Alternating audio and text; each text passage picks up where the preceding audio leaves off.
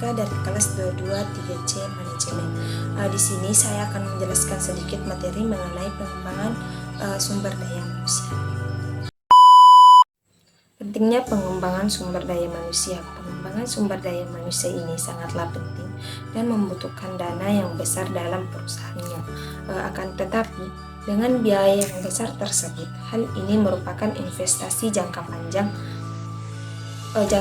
bagi perusahaan, karena dengan hal ini maka sumber daya manusia yang ada akan terampil cakap, sehingga ketika mereka menyelesaikan pekerjaan atau melakukan suatu pekerjaan, maka mereka akan bekerja lebih efektif, efisien, dan mengurangi pemborosan, serta bahan peralatan maupun perlengkapan lainnya akan lebih awet dalam pemeliharaannya. Kemudian ada faktor-faktor yang memengaruhi sumber daya manusia, di mana dalam pelaksanaan pengembangan sumber daya manusia ini kita perlu memperhatikan faktor-faktor baik dari dalam organisasi itu sendiri maupun di luar organisasi yang bersangkutan, di mana faktor-faktor tersebut yaitu faktor internal dan faktor eksternal. Kemudian metode dan prosedur pengembangan sumber daya manusia.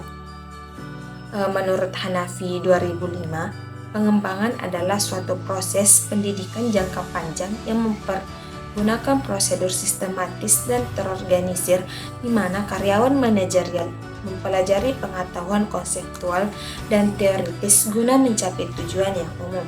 Kemudian ada bentuk-bentuk pengembangan sumber daya manusia, di mana program pengembangan harus berprinsipkan pada peningkatan aktivitas dan efisiensi kerja pada masing-masing karyawan serta jabatannya, di mana program pengembangan suatu organisasi hendaknya diinformasikan secara terbuka kepada karyawan atau anggota agar mereka mempersiapkan dirinya masing-masing.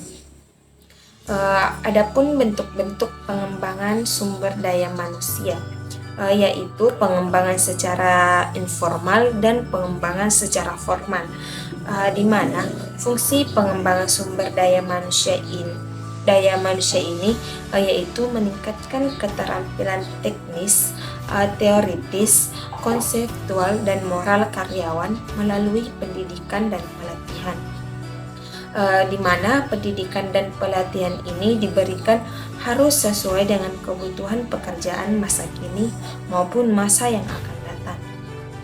Kemudian, evaluasi pengembangan program sumber daya manusia, di mana dalam pengembangan program sumber daya manusia kita harus mengadakan evaluasi atas program-program yang dilaksanakan, di mana kita harus mengukur sejauh mana aktivitas program telah dicapai.